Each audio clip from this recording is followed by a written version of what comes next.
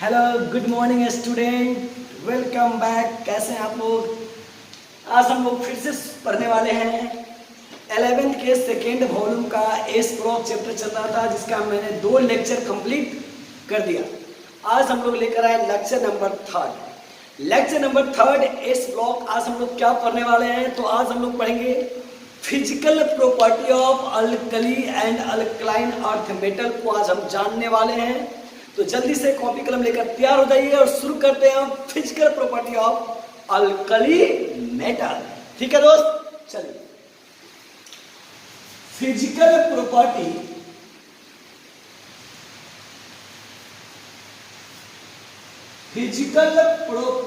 Of alkali metal.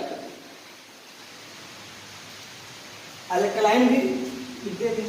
Physical property of alkali metal, फिर पढ़ेंगे physical property of alkaline earth metal.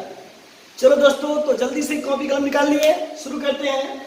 Physical property, भौतिक गुण alkali metal का। तो स्टडी अल्कली मेटल क्या होते हैं, समझिए बात से। क्या क्या पढ़ेंगे इस फिजिकल प्रॉपर्टी में? तो सबसे पहले हम पढ़ेंगे फिजिकल स्टेट।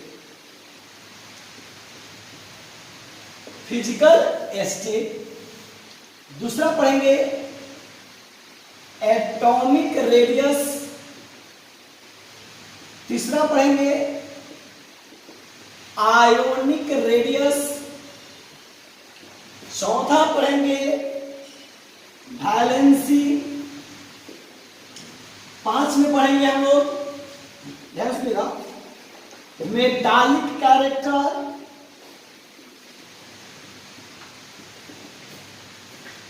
6 नंबर में हम लोग पढ़ेंगे आयोनाइजेशन एनर्जी। Ionisation energy. उसके बाद पढ़ेंगे hydration energy.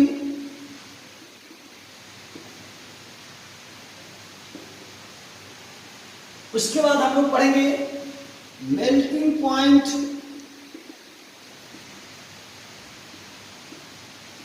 And boiling point.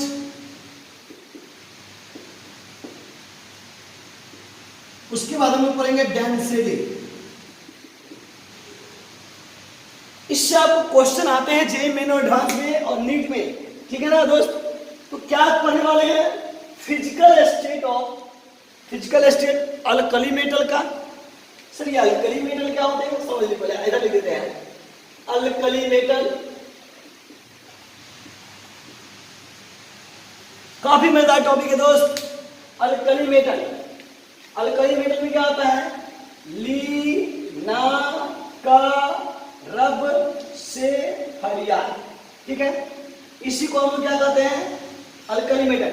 Lecture number 2 में हम बताए थे अल्कली वर्ड एक अरेबिक वर्ड है जिसका मतलब है अल्कली, और अल्कली का मतलब होता है प्लांट, एस ऑफ प्लांट्स। जब उसके राख को हम क्या करते हैं? वाटर में सॉल्युबल कराते हैं तो स्ट्रॉन्ग बेस का फॉर्मेशन करता है। और अल्कली का मतलब होता है कि मेटल के ऑक्साइड और इसके हाइड्रोक्साइड बेसिक इन नेचर होते हैं, जो लेक्चर नंबर 2 में हम लोग पढ़ चुके हैं।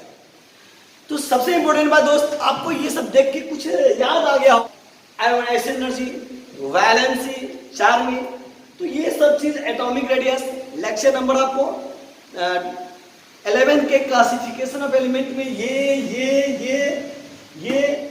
डेंसिटी, मेल्टिंग पॉइंट, बहुत सारी चीज आप पढ़ चुके हैं। अब उसी चीज में को बताना है। क्या बताना है? ध्यान सुनिएगा, क्या पढ़ने जा रहे हैं आज हम लोग, क्या पढ़ने वाले हैं। तो इस अल्कली मेटल के फिजिकल स्टेट के बारे में पढ़ेंगे।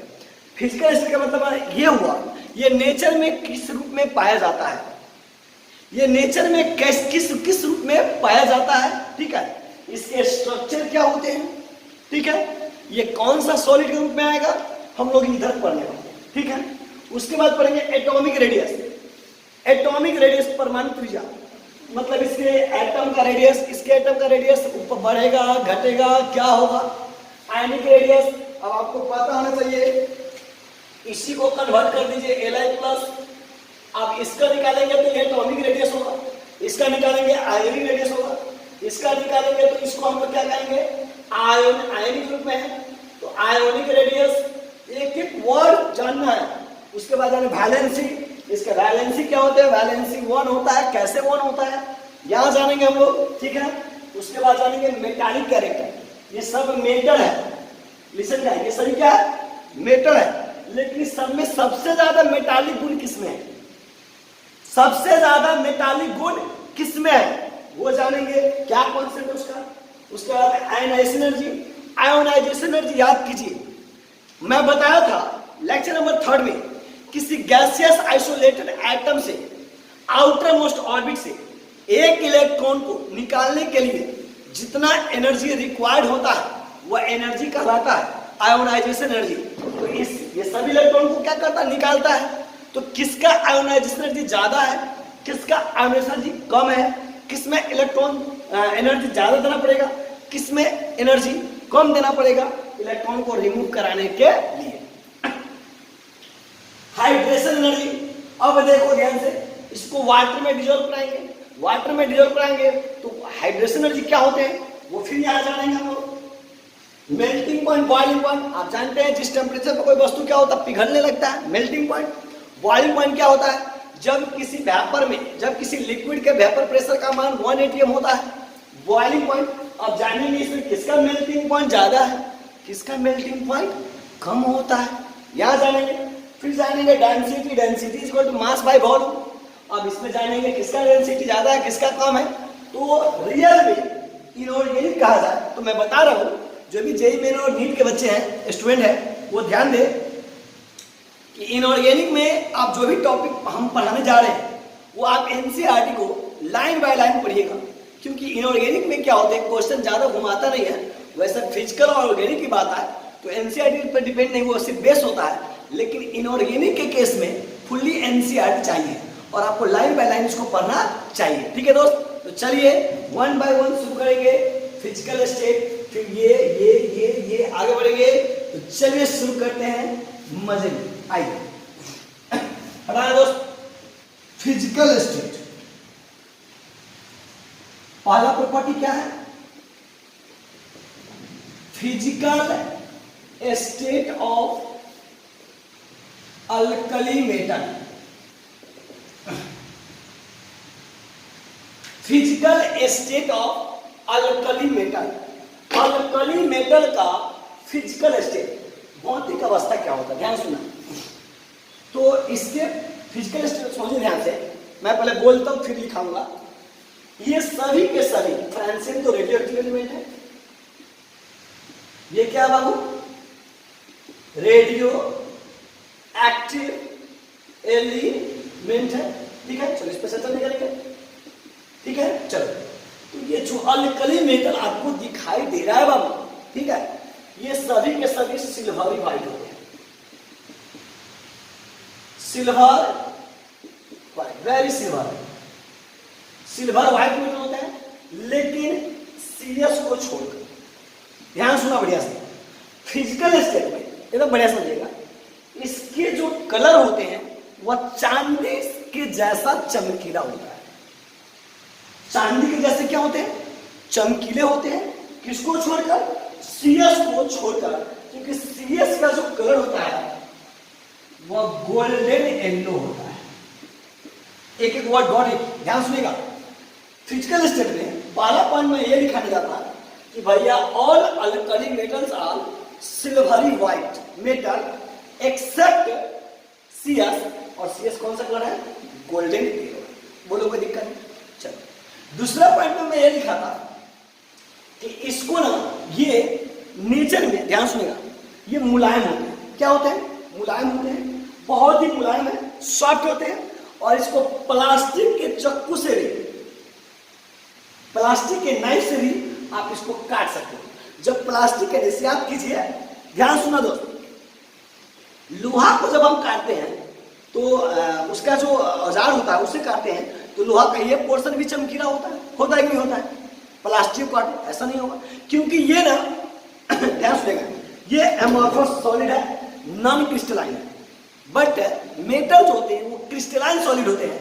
ये बात हम तब पढ़ेंगे जब हम लोग पढ़ेंगे सॉलिड स्टेट 12 का lecture number 1।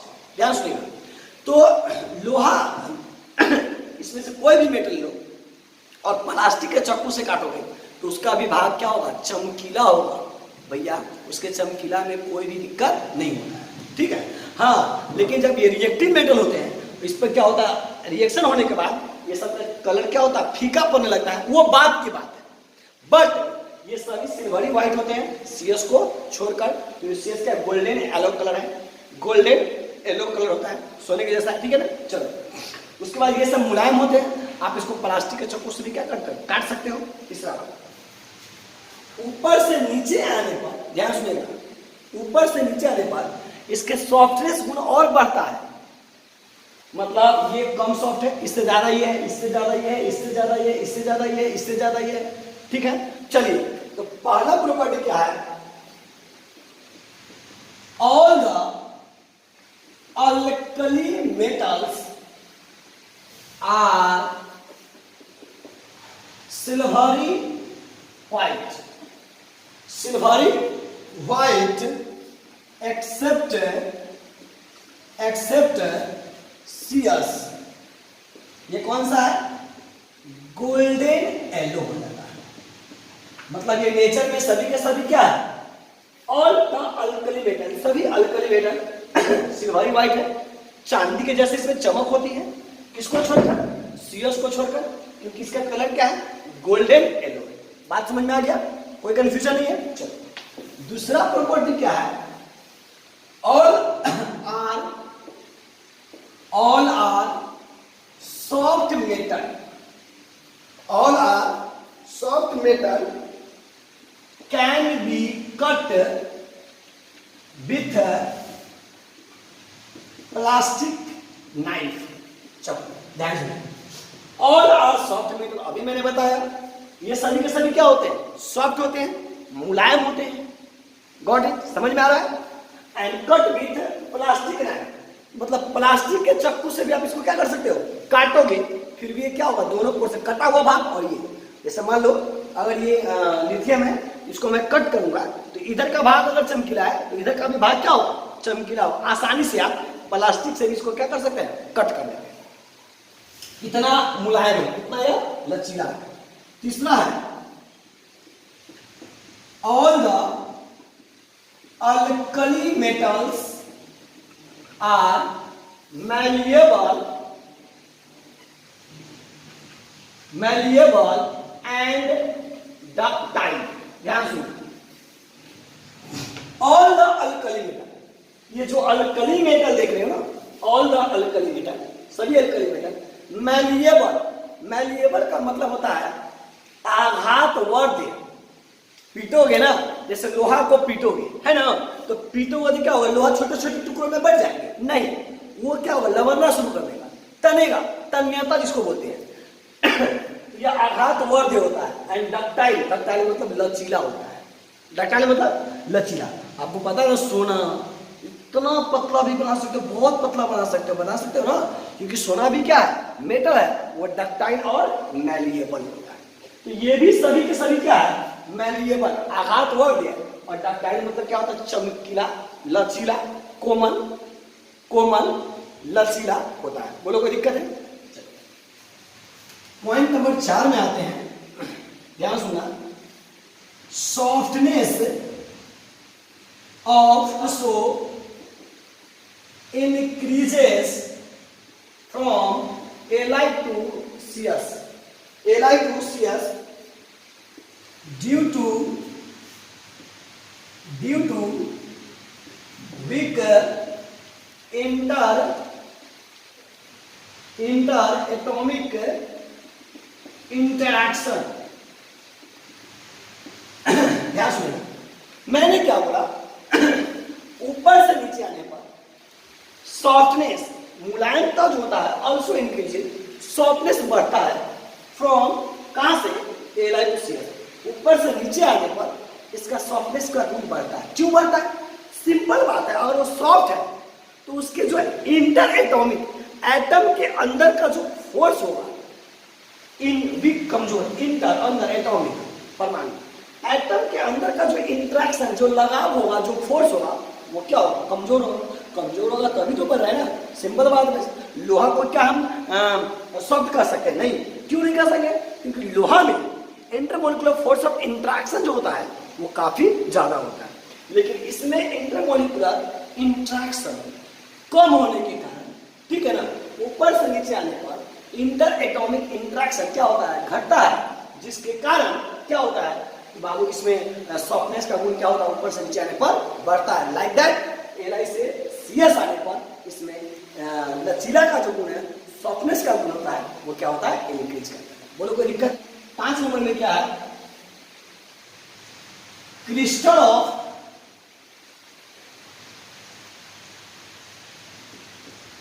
Crystal structure of alkali metals. समझिए ध्यान से, crystal structure of alkali metal. देखिए जब हम सॉलिड स्टेट पढ़ाएंगे, ठीक है ना, तो उसमें ना आपको सॉलिड 2 तरह के पढ़ाएंगे। एक होता है क्रिस्टलाइन सॉलिड, एक होता है नॉन क्रिस्टलाइन, जिसको एमोर्फस बोलते हैं, स्यूडो सॉलिड बोलते हैं। ठीक है दोस्त, क्लियर है? तो आपको ना क्रिस्टल स्ट्रक्चर बताना किसका? Alkali metal. किसका? Alkali metal. वैसे अगर आपको ज्यादा जिद कर रहे हो तो प्लास्टिक एमोर्फस सॉलिड है, ठीक है, और लोहा और जितने भी मेटल होते हैं वो सभी के सभी क्रिस्टलाइन सॉलिड होते हैं, ठीक है। प्लास्टिक, रबर, ग्लास, ठीक है, टेप, ये सब क्या है? एमोर्फस सॉलिड है, और जितने भी मेटल है वो क्रिस्टलाइन सॉलिड है। तो आज हम लोग चर्चा करेंगे उसके शेप के बारे में, आकार के बारे में। ध्यान सुना हम, ली ना का रब से, हम याद रेडियोएक्टिव एलिमेंट है, ठीक है। ये सभी के सभी जो होते हैं ना बाबू, ध्यान सुना, ये अल्कली मेटल जो है ये नॉर्मल टेम्परेचर पे, नॉर्मल टेम्परेचर, बोलो नॉर्मल टेम्परेचर कितना वो बोलते हैं? Of course 25 degree C, room temperature 27-25, okay. तो नॉर्मल टेम्परेचर पर ये सब का जो स्ट्रक्चर होता है वो होता है बॉडी सेंटर्ड क्यूबिक, इसको बोलते हैं BCC। बॉडी सेंटर का स्ट्रक्चर बताते हैं क्यूबिक। देखो यार कैसे मान, देखो ध्यान से, ध्यान दो, क्यूबिक, तो आप जानते हैं क्यूबिक कहीं क्या होता है? घन, पहले घन बना दिए, बोलो कोई दिक्कत है? Centre body. अब एक बताओ, आप में पूरा बॉडी है, इसमें नाभि कितना है? 1, तो सब में सेंटर जो है ये सेंटर है, ये सेंटर है, ठीक है ना, ये सेंटर है। अब इसी स्ट्रक्चर का नाम है BCC। क्या नाम है? BCC। बोलो कोई दिक्कत है? चलो, तो इसमें जो भी एलिमेंट दिख रहा है सबका स्ट्रक्चर क्या होता है? BCC। क्या होते हैं? BCC होते हैं, रूम टेम्परेचर। और अगर हम टेम्परेचर कम कर दें, below temperature, below temperature, lithium का बात करूंगा, वैसे सभी एलिमेंट का नहीं बात कर रहा हूं, लिथियम मेटल का बात कर रहा हूं। जब बिलो टेम्परेचर होते हैं बाबू, ध्यान सुनो, 72 डिग्री सेल्सियस, कितने पर? 72 डिग्री केल्विन पे, ध्यान सुनो, जब टेम्परेचर काफी कम कर देते हैं 72 केल्विन, तो ये स्ट्रक्चर होता है FCC का। वही लिथियम रूम टेम्परेचर पे BCC है। क्लियर है? ये एजर्सन रीजन टाइप में बहुत ज्यादा है, समझिए इस बात को, ठीक है। तो ध्यान देना दोस्त बाबू, रूम टेम्परेचर पे सबका स्ट्रक्चर क्या है? BCC। लेकिन जैसे ही 25 डिग्री सी आप इसको 298 केल्विन से जैसे ही कम करेंगे, कितना पर आ गया? 72 डिग्री केल्विन, 72 केल्विन पर आ गया, मतलब काफी कम हो गया। तो जैसे ही इसको हम टेम्परेचर कम करेंगे लिथियम पे, तो लिथियम कन्वर्ट कहाँ हो जाएगा? FCC। सर ये FCC क्या होते हैं? FCC का नाम है फेस सेंटर्ड, क्या नाम है दोस्त? Face centred, face centred cubic, face centred cubic. फिर स्ट्रक्चर कैसे बनाएंगे? तो सबसे पहले दोस्त क्या बनाएंगे? क्यूब, क्यूबिक बोल रहे हैं ना दोस्त, बना देंगे क्यूब, मजा आएगा। वेट एंड वॉच, मैं फिजिकल केमिस्ट्री शुरू करूंगा, जैसे ही फिजिकल केमिस्ट्री शुरू होगा सॉलिड स्टेट का यूं गर्दा उड़ा दोगे बाबू। अभी आ गया है, इसको क्लियर कर लेते हैं बढ़िया से, ठीक है। चलो, तो क्यूबिक बना दिए। अब फेस, देखो कॉर्नर होते हैं, इसको हम कॉर्नर बोलते हैं ना दोस्त, कॉर्नर बोलते हैं, एज, किनारा, मैट्रिक में रटे हुए आप, ओके। चलो, फेस देखो इसको कहते हैं, एक फेस, सपोज दैट ये क्यूब है, एक फेस, दो फेस, 3, 4, 5, 6। जब हम पढ़ाएंगे आपको, देखिए इसमें कैसे पहचानते हैं फेस, एक फेस, 2, 3, 4, 5, 6। देख लो अच्छे से, देख लो बढ़िया से। एक ये फेस होता है, इसी स्ट्रक्चर का नाम होता है FCC। इस पूरे स्क्वायर में एक फेस, इस पूरे स्क्वायर में 2, इस पूरे में 3, इस पूरे में 4, इसके बाद इसमें एक 5, इसमें एक 6। पूरे कितने होते हैं? 6। बट आपको और बेटर क्लियर होगा जब हम सॉलिड स्टेट पकड़ेंगे, ठीक है। चलो, अब यहां पे जैसे ही लिथियम पर very high temperature, very high temperature, अब आपको सर कितना टेम्परेचर? तो रूम टेम्परेचर से ज्यादा है ना। तो ये इसका जो लिथियम का जो शेप होता है वो HCP हो जाता है। क्या होता है? HCP। इसको बोलते हैं hexagonal, hexagonal clause packing, hexagonal clause packing, ठीक है। तो ये था आपको अल्कली मेटल का क्या था? शेप। बोलो कोई दिक्कत है? चलो इसको जल्दी से नोट करो। प्रॉपर्टी है एटॉमिक रेडियस। इसी के साथ साथ आपको हम समझा देंगे आयोनिक रेडियस। 2, 3 दोनों को साथ समझाएंगे। आयोनिक रेडियस, ठीक है। देखो सर, पहले एटॉमिक रेडियस क्या होते हैं? मान लो कोई एटम है, ये उसका न्यूक्लियस है, ठीक है।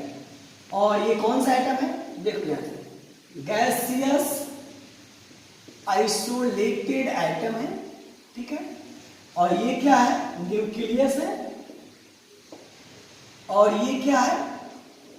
आउटर मोस्ट ऑर्बिट है। तो अब हम चर्चा करने जा रहे हैं एटॉमिक रेडियस और आयोनिक रेडियस। Got it?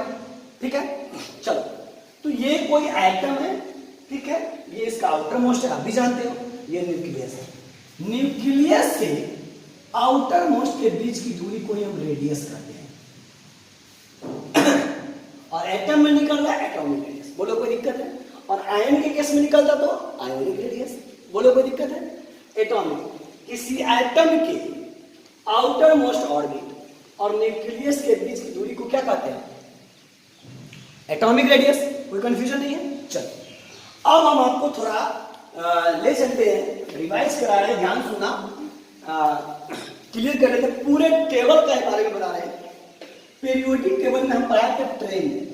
इसमें एक लाइन ऐसे दिए थे, एक लाइन हम ऐसे दिए थे। देखो दिखाई दे रहा है, ऐसे दिए थे। ध्यान सुना बढ़िया से। इसको बोले थे टॉप, इसको बोले थे बॉटम, ठीक है। इसको बोले थे लेफ्ट, इसको क्या बोले थे? राइट। क्लियर कीजिए एक एक word, top, bottom, left, right, ठीक है। ध्यान सुना बाबू। इसको हम लोग कहते थे ग्रुप। इसको क्या बोलते हम लोग? ग्रुप से इंडिकेट किए थे। और इसको हम लोग क्या कहते हैं? पीरियड, ठीक है। क्लियर करना बढ़िया से। तो हम ऐसे ऐसे था, यहां से ये ऐसे जा रहे हैं, ठीक है। तो एटॉमिक रेडियस इंक्रीज होता है, सॉरी, एटॉमिक रेडियस डिक्रीज होता है। क्या होता था? डिक्रीज। तो सिंपल आप पढ़े हैं कि फोर्स जो होता है वो रेडियस की इनवर्स होगी।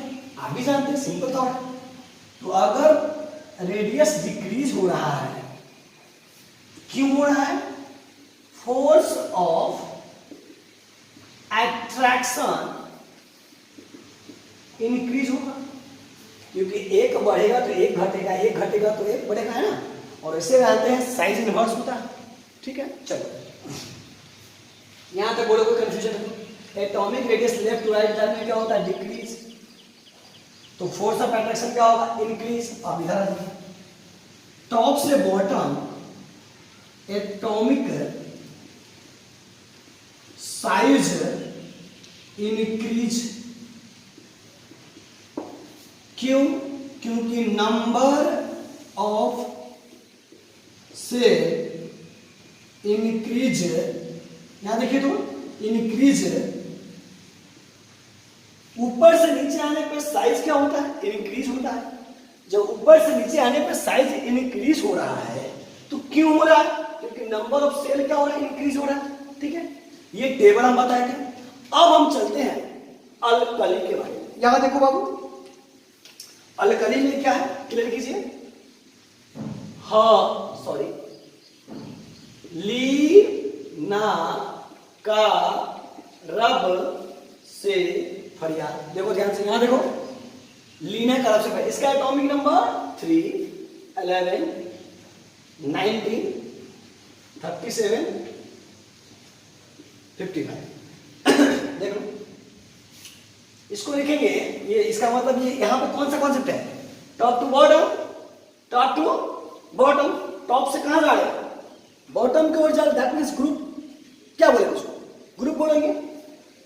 के सेल के 2 1 2 8 1 2 8 8 1। कुछ देखो ना, यहां पे कितना सेल है? 2 सेल। यहां पे कितना है? 3 सेल। यहां पे कितना? 4। यहां पे क्या होगा? 5। यहां पे क्या होगा? 6। नहीं होगा। तो क्या करेंगे आप? ऐसे ऐसे समझो, न्यूक्लियस के shell L shell, nucleus 1 2 3 shell बना दिए, यहां 4 सेल बन गया, सॉरी। चलो के एल एम के एल, यहां इसका कैसे बनाएंगे? अपने क्लियर हो जाएगा बाबू। न्यूक्लियस के L M N shell, K shell L shell M shell N shell. इसका बनाएंगे तो समझ में आ गया होगा, न्यूक्लियस के L M N O shell. तो आप बताओ यहां सेल क्या हो रहा है? इंक्रीज हो रहा है। नंबर ऑफ सेल, यहां ध्यान दीजिए, नंबर ऑफ सेल क्या हो रहा है? इंक्रीज। जब अल्कली मेटल में बाबू ध्यान देना, ये जो अल्कली मेटल हम लोग ट्रेंड पढ़ रहे हैं, तो alkali metal top to bottom, alkali metal में नंबर ऑफ सेल इंक्रीज हो रहे हैं। तो नंबर ऑफ सेल जब इंक्रीज होगा बाबू, तो आप हमको बताओ कि क्या एटॉमिक रेडियस इंक्रीज होगा कि डिक्रीज होगा? बोलो, यहां पर देखो, क्लियर करो। तो आपका टॉपिक क्या है? Atomic radius. पहले एटॉमिक समझाते हैं, उसके बाद आयोनिक पर चर्चा करेंगे, ठीक ना? चलो, तो बताओ ऊपर से नीचे आने पर एटॉमिक रेडियस क्या होगा? इंक्रीज हो रहा है। टॉप टू बॉटम कॉन्सेप्ट भी कहता है, लेक्चर नंबर 3 में पढ़ाया था, sorry chapter number 3 classification of element में भी पढ़ाए थे। टॉप टू बॉटम इंक्रीज, यहां भी आपको दे दिया टॉप टू बॉटम क्या हो रहा है? इंक्रीज कर रहा है, क्योंकि नंबर ऑफ सेल क्या हो रहा है? इंक्रीज हो रहा है। बोलो कोई दिक्कत, कोई कंफ्यूजन है? नहीं है? पहले इसको अच्छा समझ लो, ठीक है? चलो, तो नोट करने के बाद अब आते हैं इसके पॉइंट को समझते हैं। अल्कली मेटल्स, जानते हैं अल्कली मेटल्स? ये ना, देखो अल्कली मेटल्स, ठीक है ना? तो अल्कली मेटल्स हैव रखेगा largest atomic and ionic radii in their respective period. देखो जैसे मैं आपको चर्चा करूं, ध्यान सुनना, सोडियम और मैग्नीशियम में किसका साइज बड़ा है? सोडियम और मैग्नीशियम में किसका साइज बड़ा है? तो पहले इसको अरेंज करो, ठीक है? तो ये ग्रुप में है कि पीरियड में, वो पहले जानना कि जो हम एलिमेंट दिए हैं वो एलिमेंट ग्रुप का है कि पीरियड का है। सिंपल लॉजिक है, ठीक है ना? ध्यान दो, तो ये 11 और इसका एटॉमिक नंबर 12। तो आप ऐसे जा रहे हो, ऐसे जा रहे हो, है ना? तो क्या लिखे हैं? ध्यान सुनना, एटॉमिक रेडियस डिक्रीज। इसका मतलब मैग्नीशियम का रेडियस क्या है? छोटा है। मैग्नीशियम का रेडियस क्या है? छोटा है। तो सोडियम का क्या है? बड़ा है। तो order of atomic radius, atomic radius बताया जाए तो सोडियम का ज्यादा है किससे? मैग्नीशियम का। बोलो कोई दिक्कत है? तो वही कह रहा है अल्कली मेटल्स है, जो अल्कली मेटल्स है greater largest atomic and ionic radii. मतलब अल्कली मेटल का जो साइज होगा, एटॉमिक रेडियस होगा, वो अपने पीरियड में, रेस्पेक्टिव पीरियड में, उसी क्रम में क्या होते हैं? ज्यादा होते हैं। देखो, इसको हम अल्कली मेटल बोलते हैं, इसको अल्कलाइन अर्थ मेटल बोलते हैं, हाँ या ना बोलो। चलो एक और सुधार है, अपना क्लियर हो जाएगा। इसको हटा लेते हैं, आप समझते रहिए। चलो पहले समझो एग्जाम्पल से, एग्जाम्पल दे रहा हूं, देखो। अगर हम बात करें लिथियम और बेरिलियम, तो इसको हम लोग क्या कहेंगे? Alkali metal. अल्कली मेटल इसको हम लोग क्या कहेंगे? एल्केलाइन अर्थ मेटल बोलेंगे ना। तो आप इसका एटॉमिक नंबर 3, इसका 4 ऐसे जा रहे हैं, तो ऐसे जाने पर एटॉमिक रेडियस क्या हो रहा था? डिक्रीज हो रहा था। तो ऑर्डर में क्या लिखोगे? फिर ऑर्डर में लिथियम का साइज बड़ा है किससे? बेरिलियम से। तो कुछ यहां पे आपको सीखने को मिलेगा क्या? The atomic radius of alkali metal greater than atomic radius of alkaline earth metal। पहले इस बात सब सहमत है कि अल्कली मेटल हमेशा क्या हो रहा है? इधर जा रहे हैं, तो अल्कलाइन का कम होगा, अल्कली का क्या होगा? ज्यादा होगा। अब आयोनिक रेडियस क्या होता है? आयोनिक रेडियस क्या होते हैं? ध्यान सुनो। अगर ग्रुप का बात करते हैं, पीरियड है, ग्रुप का करेंगे तो सिंपल है, टॉप से बॉटम क्या होगा? डिक्रीज। जैसे मान लो अगर मुझे दे दिए, ध्यान सुनना, तो ये किसका चर्चा हो रहा है? पीरियड में, ठीक है। और ऐसे कह दे लीना का, इसमें बताओ तो सिंपल बात है, ली 3 11 19 टॉप से बॉटम, तो ऑर्डर क्या हो जाएगा इसका? ऑर्डर क्या? ली का कम, सोडियम से सोडियम का कम, पोटेशियम से। ये किस सीरीज में है? ग्रुप में। कोई दिक्कत है? बोलो, दिक्कत है तो बोलो। चलो अब देखो ध्यान से बाबू, ध्यान सुनो। ये आयोनिक रेडियस आपको दिक्कत दे रहा है, वो भी मैं क्लियर। अगर हम बात किया जाए point number 2, point number A है, पॉइंट नंबर 2 को समझा रहा हूं, क्लियर कीजिए। The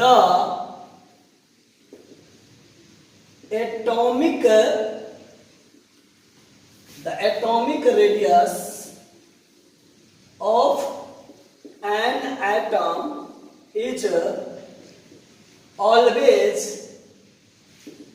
greater than ionic radius।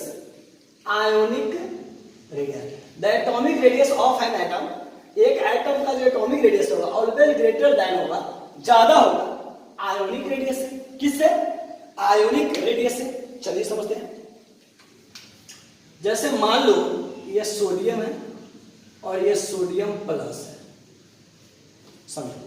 तो इसको हम लोग क्या कहेंगे? एटम। इसको क्या कहेंगे? आयन। एटम का रेडियस निकालेंगे तो एटॉमिक रेडियस, आयन का निकालेंगे तो ionic radius.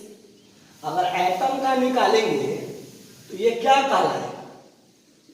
Atomic radius. Ion का करेंगे तो क्या हो जाएगा? Ionic radius. बोलो कोई दिक्कत है? चलो अब समझो ध्यान से।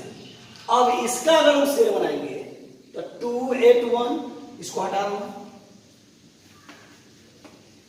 ध्यान दीजिए, 281, ठीक है ना। और इसका निकालेंगे तो 280। कैसे 0? अब एक इलेक्ट्रॉन, इसके पास 10 इलेक्ट्रॉन है ना, कितने इलेक्ट्रॉन? इसके पास कितने इलेक्ट्रॉन है? 11 इलेक्ट्रॉन, समझिए सर। तो इसके पास 11, यहां देखिए न्यूक्लियस KLM से, और इसका बनाएंगे KL, ये ना जाएगा, M से तो है ही नहीं, M से है। तो बताओ इसका रेडियस ये हो गया और इसका रेडियस ये हो गया, तो बताओ दोनों में किसका रेडियस? इसमें 3 से है, 3 से KLM से है, KLM से। इसमें कौन से है? तो सिर्फ K और L से है, M से में इलेक्ट्रॉन है ही नहीं। तो आयन में ना एक इलेक्ट्रॉन रिमूव हो जाता है, और जैसे ही एक इलेक्ट्रॉन रिमूव हुआ, इसका आउटर सेल क्या हो जाएगा? खत्म हो जाएगा। तो जैसे ही आउटर सेल खत्म हो गया तो इसका रेडियस क्या हो गया? छोटा। इसका रेडियस क्या हो गया? बड़ा। बोलो कोई दिक्कत है? तो वही लिखा है। और ऐसे अभी आप पढ़े हैं, चैप्टर नंबर 3 में बताए थे कि भाई ऐसे बताए थे, order of radius order of radius बताए थे हम, ध्यान दीजिएगा, क्वेश्चन भी कराया था कंपटीशन में, याद ध्यान दे रहा। निगेटिव वाला का त्रिज्या ज्यादा है न्यूट्रल वाला से, न्यूट्रल वाला का ज्यादा है प्लस वाला से। निगेटिव वाला का रेडियस, एनायन का रेडियस ज्यादा है न्यूट्रल से, न्यूट्रल का ज्यादा है कैटायन से। बोलो कोई दिक्कत? कोई दिक्कत है? देखिए तो ऊपर से नीचे आने पर ध्यान सुनेगा, आप जैसे same to same monovalent ion, इसको हम लोग क्या कह सकते हैं? इसको हम लोग कह सकते हैं मोनो वैलेंट आयन, और इसको सीधा क्या कहेंगे? Neutral atom. न्यूट्रल एटम, बोलो कोई दिक्कत नहीं? चलो तीसरा पॉइंट है the atomic radius and ionic radius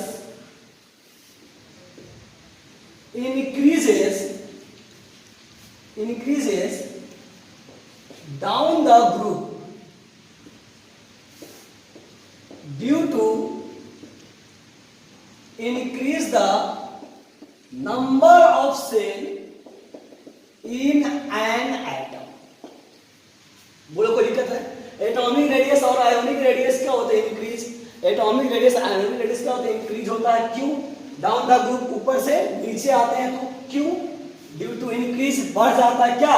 number of shell in an atom. अभी आपने देखा एटम में क्या हो रहा है? सेल की संख्या बढ़ने के कारण उसका रेडियस भी क्या होते हैं? बढ़ जाते हैं। बोलो कोई दिक्कत है? कोई कंफ्यूजन है तो बोलो। आयोनिक रेडियस में नहीं, देखो ली ना का इतना ही समझ लो, प्लस प्लस प्लस प्लस, ठीक है। चलो इसका सेल निकालेंगे, इसका सेल क्या हो जाएगा? 2 0, इसका क्या 2 8 0, इसका 2 8 8 0, 2 8 8 8 0।